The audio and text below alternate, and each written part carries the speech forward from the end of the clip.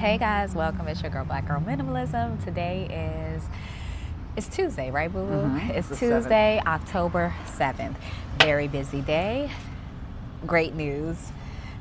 Bittersweet, but we're moving in an upward progression. And we'll share some things soon. Of course, Babe is the cameraman. I think I shared this yesterday, but we celebrated our 1 year anniversary this weekend, so it was super cool.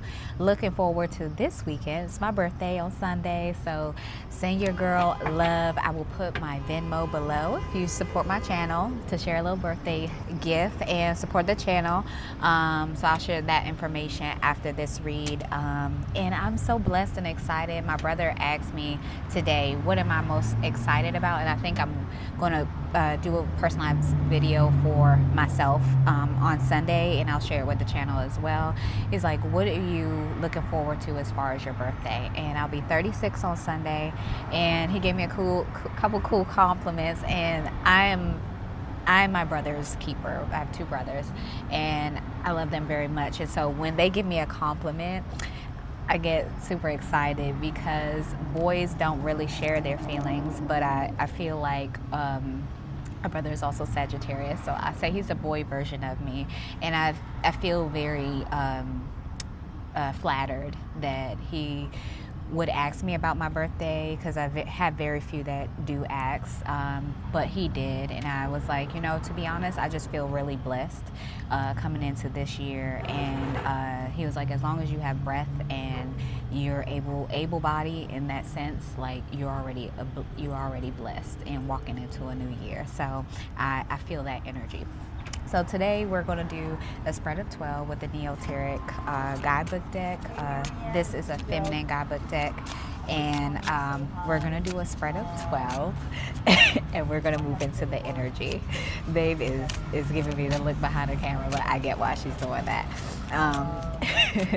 So, all right, guys, I hope that you are having a good start to the day. I do always start to read with that.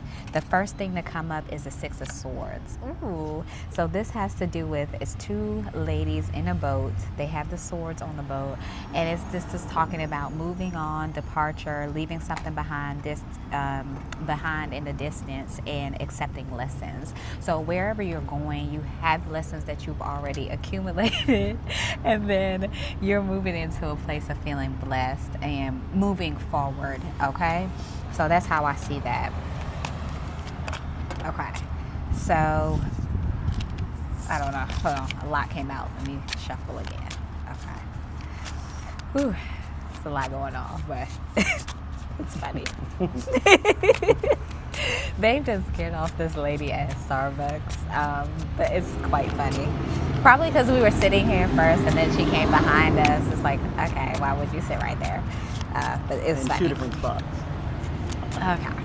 Sorry. Okay, the next thing to come up is a Four of Pentacles. So this has to do with possessiveness, insecurity, hoarding, stinginess, stability, savings, materialism, wealth, and frugality. And we talked about this energy yesterday. It's like seeing two sides of a spectrum. It's talking about your finances. It's talking about savings, talking about material wealth and frugality. And a lot of the times when we think about the material wealth and the actual funds of it all, we want to hold on to it. And I think what this card is saying is, if you're present about what material wealth means, you don't find a sense of wanting to be stingy or hoarding or keeping it to yourself. You're in a place of wanting to share it. The right place would be wanting to share it and give back. That's the way in which you want to move forward in regards to pentacles and finances. You want to be able to give back. All right. So I think that's what this card is calling to, because you see possessiveness, but then you see savings, materialism, wealth, frugality. So I think I see it in a sense of holding it, but also being able to share it. Okay.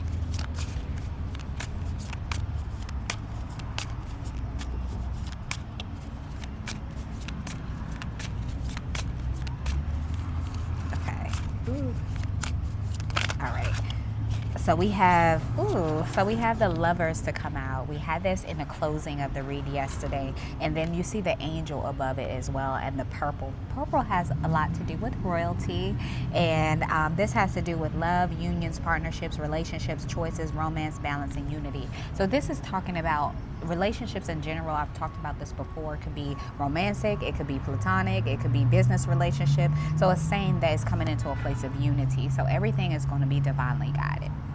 Okay, moving forward, we have the Seven of Pentacles. 7 is God's number, and a lot of the numbers that I've been getting lately has been adding up to 7 or 9. 9 is completion. 7 I see as God's number, so a divine guidance in the happenings. And so we see this as a place of harvest, rewards, results, growth, progress, perseverance, patience, and planning. So all of these come into cohesion within one another. And then the plants are present, so her garden is present. Maybe the garden is a connection to your finances as well. So tending to your garden could be a good placement of how you kind of keep this flow of energy moving forward. And then the next thing to come up is the 9 of Cups. This, and I think we pulled the 10 of Cups yesterday. So the 9 of Cups has to do with wish fulfillment, contentment, satisfaction, success, achievement, recognition, and pleasure. So you see that I see this as a granny, an old soul. She's sitting on her throne. She is in a place of comfort. She has her fur on. So this kind of gives lineage energy, and coming to lineage energy as it pertains to your finances. So something that's going to be well kept in the family. Okay, so 1, 2, 3, 4, 5 thus far.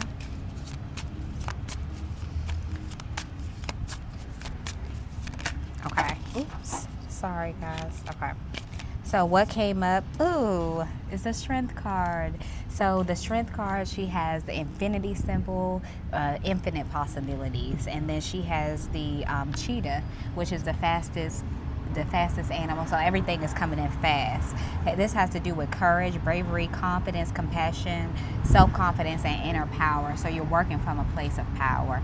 Inner power, that has to do with the internal work coming to the external, and doing self work leads to a higher power.